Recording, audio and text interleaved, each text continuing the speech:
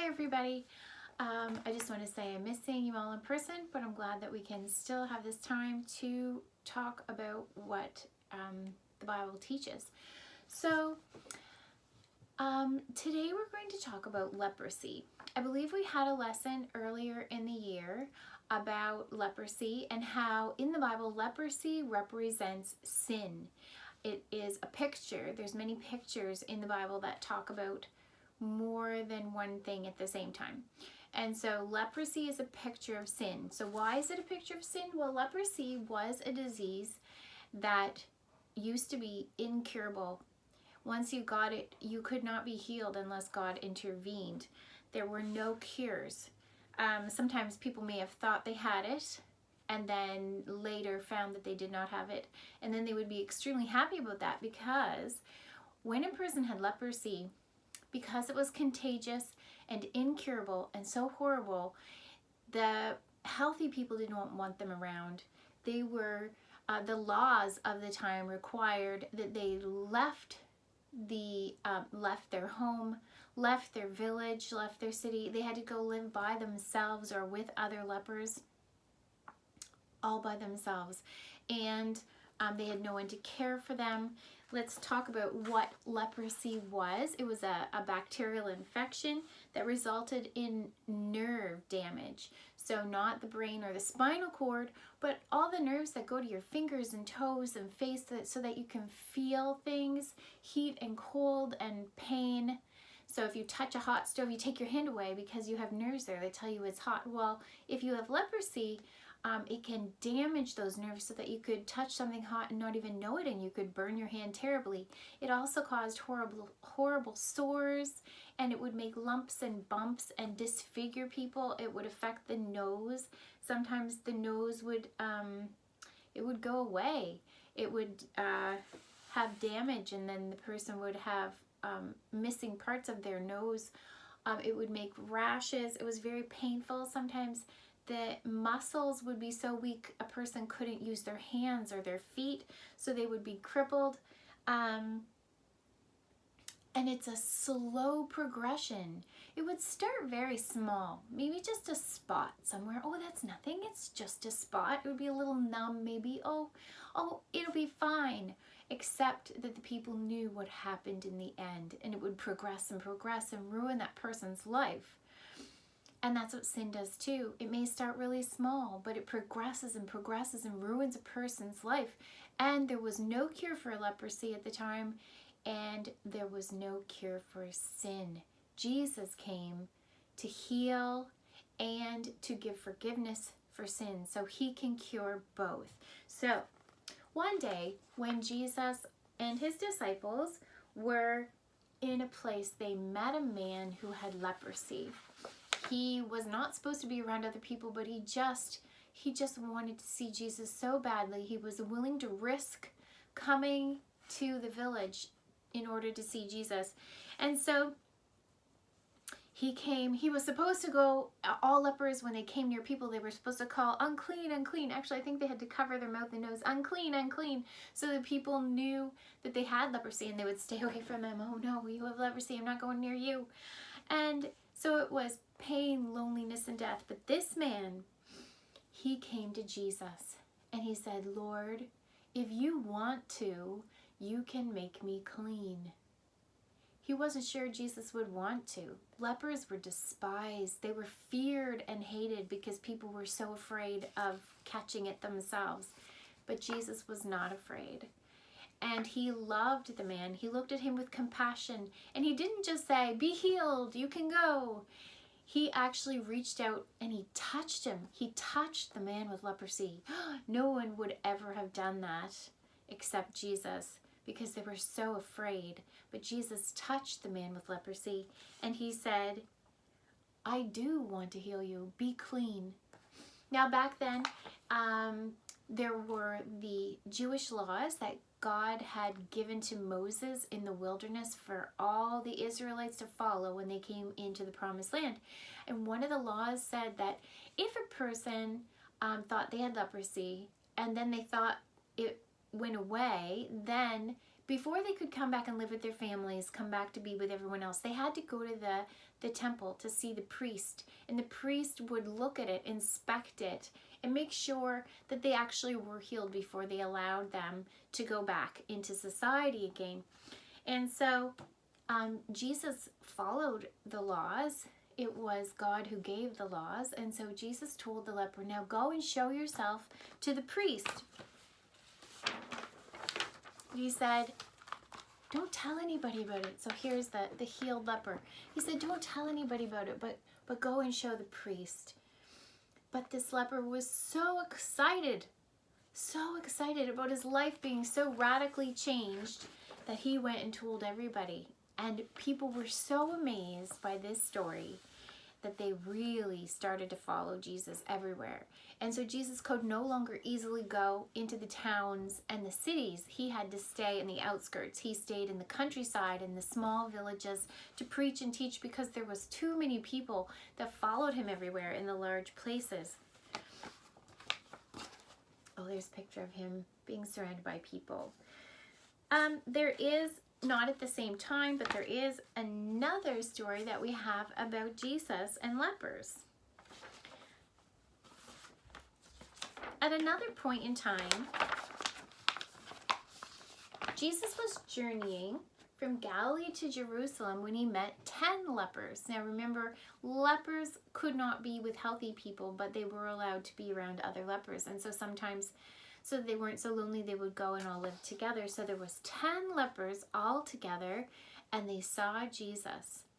And they said, Master, have mercy on us. And Jesus looked at them, and they were so pitiful. They were probably dirty, living all by themselves, out without anyone to take care of them, with health problems and all. They were probably, some of them were probably blind by this point, and crippled and disfigured, and his heart went out to them. He had compassion on them. And he said,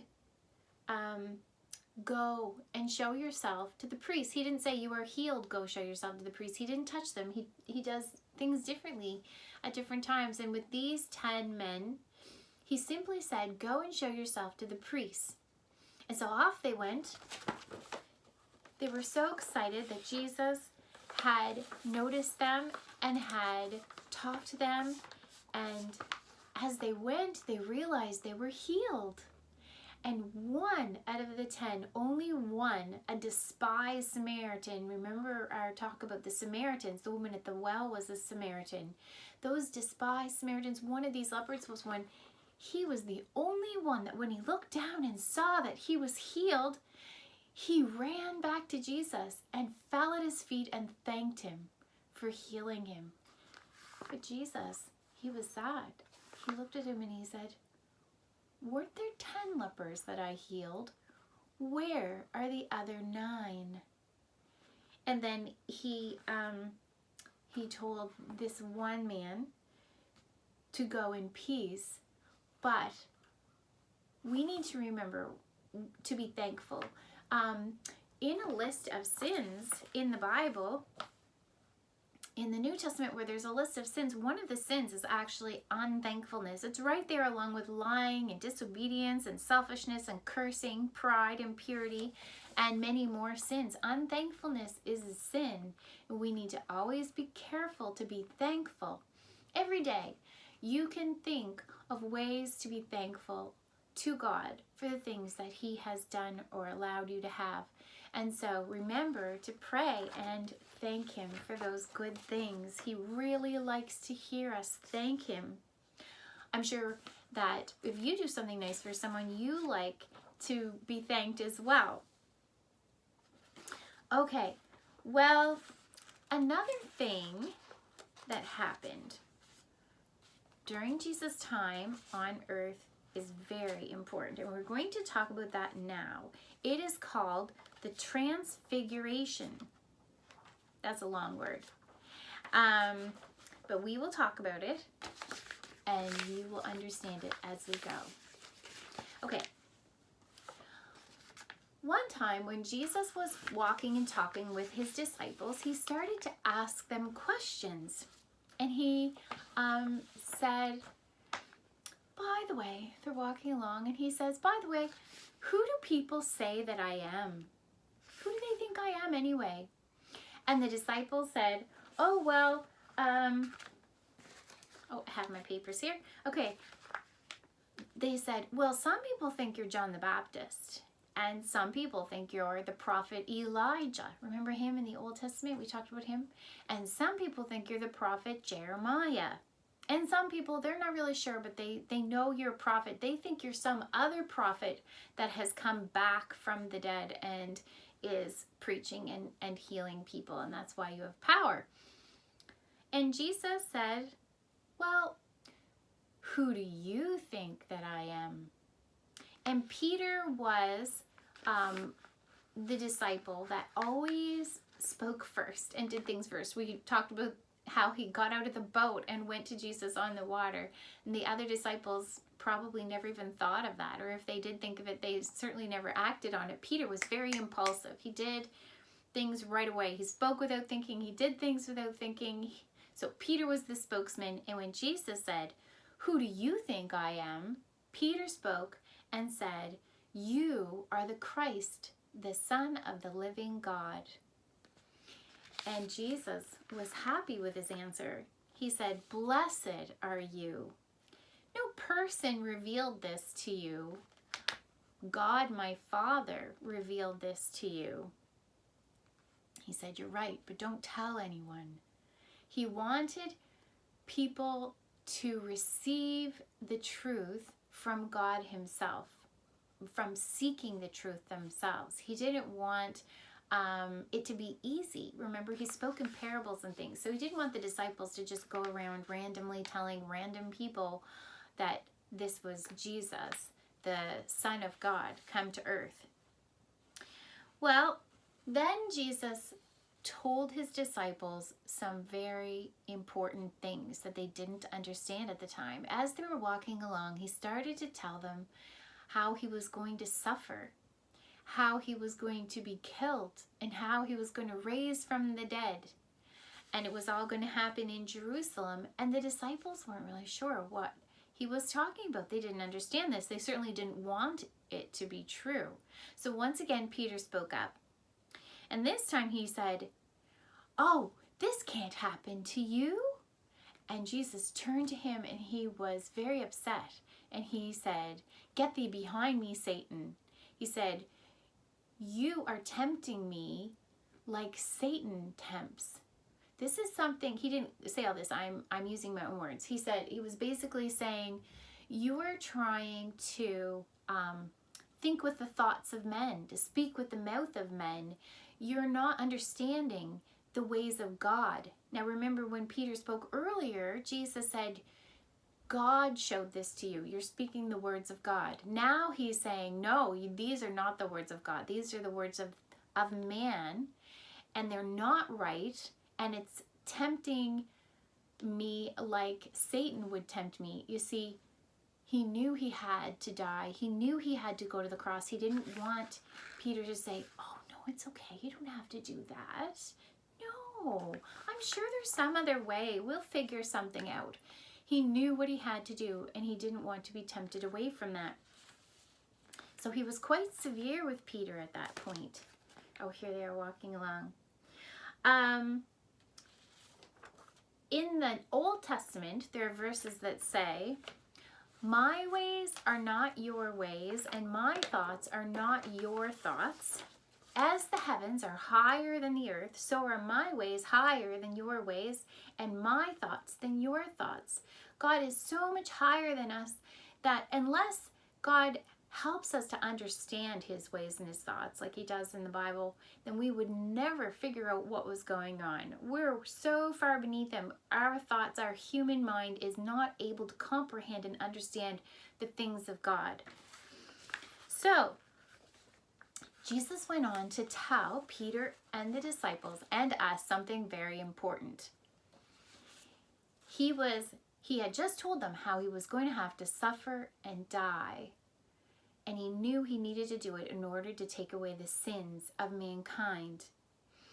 And he said to his disciples, if you want to follow me, then And he said, if anyone wants to follow me, let him take up his cross and follow me. We don't necessarily have a cross that we need to actually physically, literally pick up and follow Jesus.